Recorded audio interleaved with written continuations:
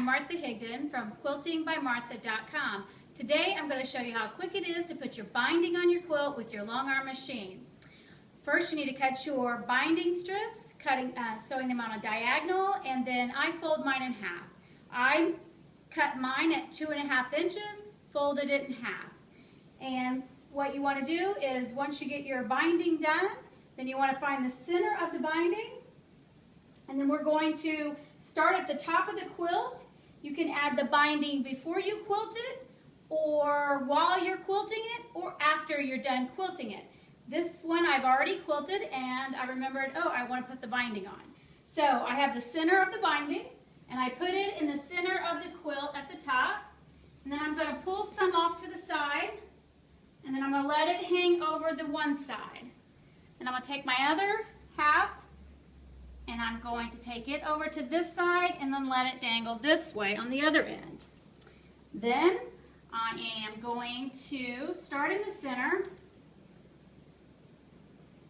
pull my thread up, and I have my binding right on the edge of my line where I centered that plumb line.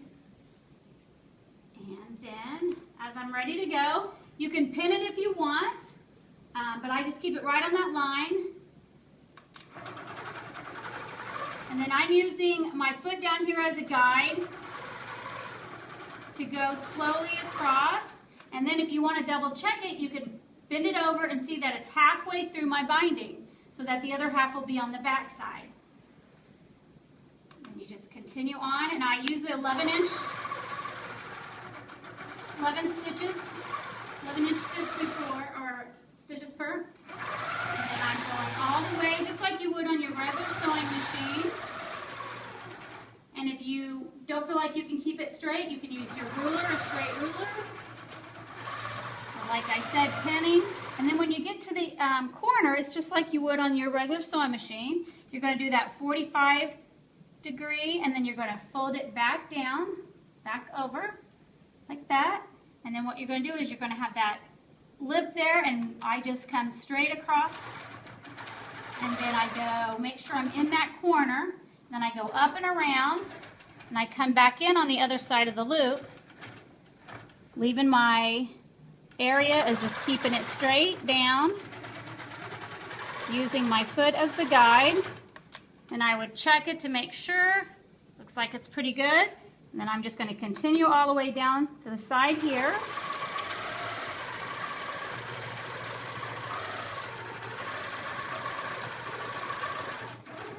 Stop there.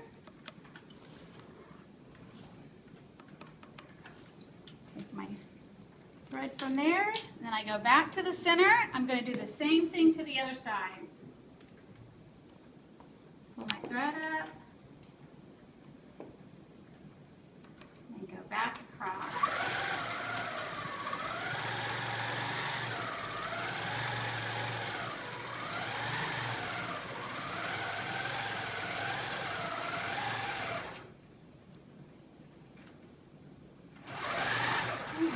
To the corner again.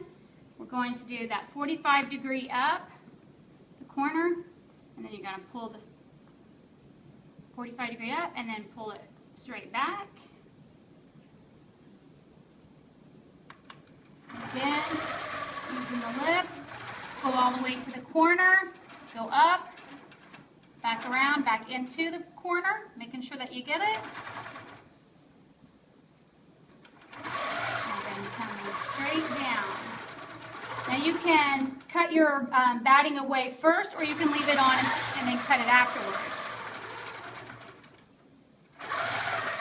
Okay. So as you see, we come down to one side. Now I'm going to have to roll the quilt to continue on. And then you just continue all the way down the side, both sides of your quilt. And then when you get to the very bottom, you come back to the middle just like we did at the top. It's very simple and quick. I hope you enjoyed this tutorial, and look for more from quiltingbymartha.com.